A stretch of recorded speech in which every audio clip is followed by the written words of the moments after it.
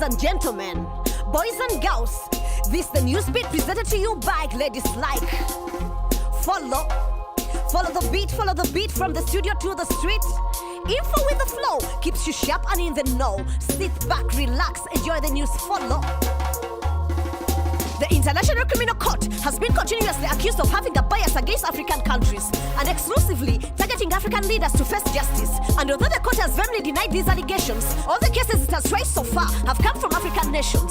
In 2013, Kenya attempted to withdraw its membership after an event that made history, when President Uhuru Kenyatta became the first sitting president to appear before the judicial body. In 2015, South Africa threatened to leave the ICC and announced its intent after declining to adhere to an ICC arrest warrant as a mandate to capture Sudanese President Bashir, who was attending an AU summit in the Rainbow State. In spite of this friction, South Africa's withdrawal was revoked earlier this year, and another withdrawal from the court was reversed by the new regime in Gambia. However, Burundi became the first country to withdraw from the International Criminal Court a year after it had notified the UN Secretary General Antonio Guterres of the plot. But this has been viewed by critics as an attempt to cover up the crimes against humanity and to protect the perpetrators from facing justice or any kind of accountability, as the accused include top officials of Burundi's government and organs of security. Nevertheless, Burundi's withdrawal will not stop the criminal court's ongoing investigations, but might as well protect President Pierre Nkurunziza from prosecution. Many like to say no child should be left behind, but kids with disabilities are not kept in mind. There is a foundation trying to change the status quo.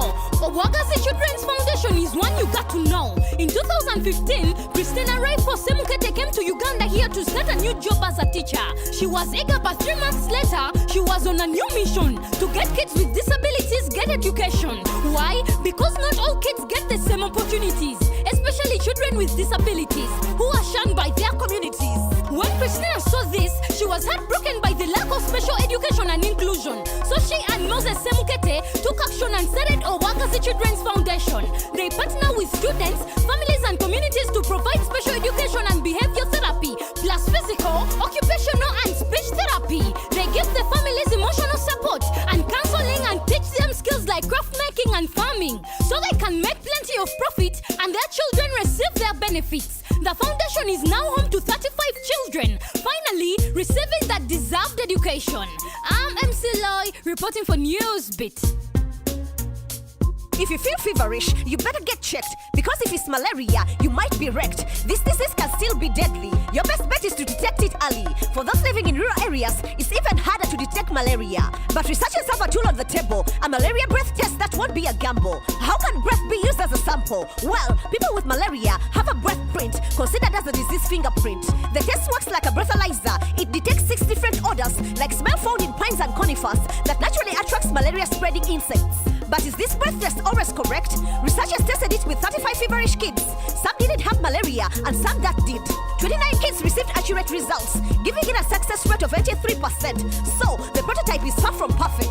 It still needs more development. The goal is to make it an off-the-shelf product, easy to use, basically a breeze. A simple way to detect this deadly disease. It could cut down on malaria-related deaths.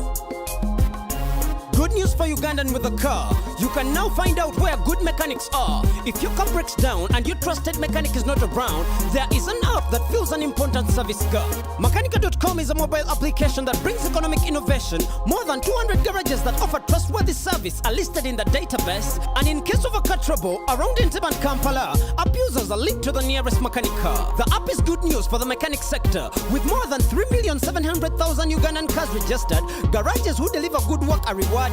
Some now have daily clients through the app system, where before they were sitting and waiting for them. With 80% of unemployed youth, Uganda's economy can use a boost. Mechanica.com also gives trainings and is an important link between garages and customers. And with a growing number of users, the founder wants to take it further in 5 years. Mechanica wants to be available all over East Africa. Imagine how simple an app can take Uganda on the international map. And it's interesting to see. Don't you agree? While governments lag behind in strengthening the economy, the solutions for the future are coming from creative minds. I'm Jay Santino, reporting for Newsbeat.